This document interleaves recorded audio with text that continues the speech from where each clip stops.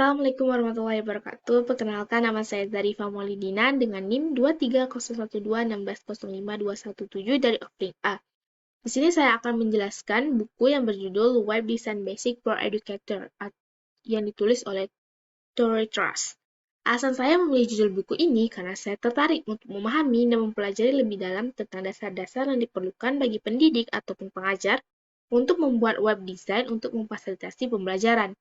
Sebelumnya, dengan adanya platform desain web yang mudah digunakan dan kuat yang tersedia saat ini, misalnya Wix, Google Sites, Weebly, maupun WordPress, siapapun dapat membuat situs web. Namun bukan berarti setiap situs web akan bernilai bagi pembacanya. Juga bukan berarti membuat situs web saja akan memperkaya pembelajaran siswa Anda. Situs web harus dapat diakses, dirancang dengan baik dan mudah dinavigasi dan mudah dipindai. Jika tidak, pemirsa akan segera pergi atau pembaca tidak senang dengan situs web Anda. Selanjutnya adalah antarmuka pengguna dan desain visual.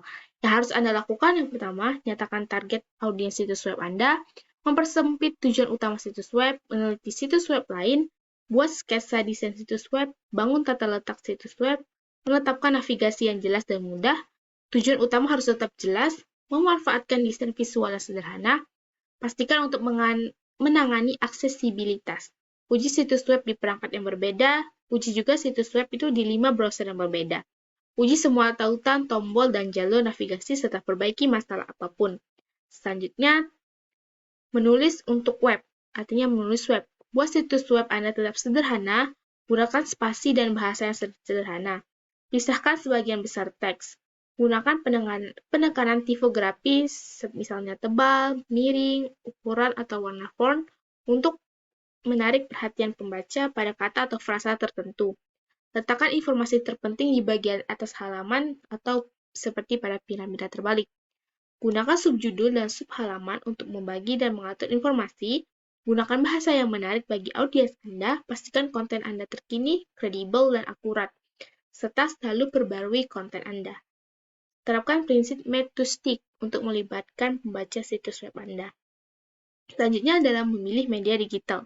Untuk memilih media digital harus memahami hak cipta, penggunaan yang wajar, serta Creative Commons.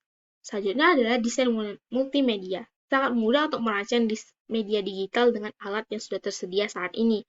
Namun, merancang media digital yang berdampak positif terhadap pembelajaran, alias apakah pengunjung memperoleh informasi dari situs Anda cukup menantang. Berikut ini beberapa tips dan strategi untuk menciptakan multimedia yang efektif. Pertama dan yang terutama, desain dengan mempertimbangkan audiens Anda. Siapa audiens situs web Anda, apa yang sudah mereka ketahui tentang topik situs web Anda, serta jenis kata atau frasa apa yang harus Anda gunakan saat berbicara dengan audiens umum tentang topik ini. Gunakan bahasa yang sama dengan produk audio atau video yang Anda miliki. Berikutnya adalah beberapa tips untuk menciptakan produk media yang akan lebih berdampak. Yang pertama, pastikan multimedia dapat diakses. Yang kedua, pikat audiens Anda. Yang ketiga, jadilah kreatif dan sosial. Yang keempat, gunakan visual. Kelima, membaca apa yang membuat desain Anda menjadi bagus. Yang keenam, gunakan media dengan cara yang etis dan legal.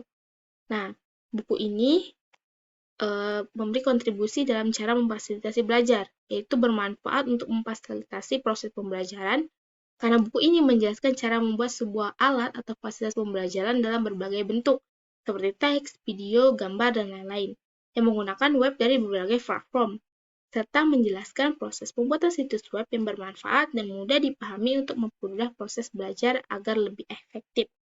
Selanjutnya, peran buku ini dalam peningkatan performa manusia. Buku ini juga dalam memfasilitasi proses belajar karena dijelaskan secara detail proses pembuatan situs web yang dapat membantu para pendidik untuk meningkatkan pengetahuan, keterampilan, serta kreativitas mereka dalam menciptakan media atau fasilitas pembelajaran. Mungkin itu saja yang dapat saya sampaikan. Semoga bermanfaat. Saya tutup. Wassalamualaikum warahmatullahi wabarakatuh.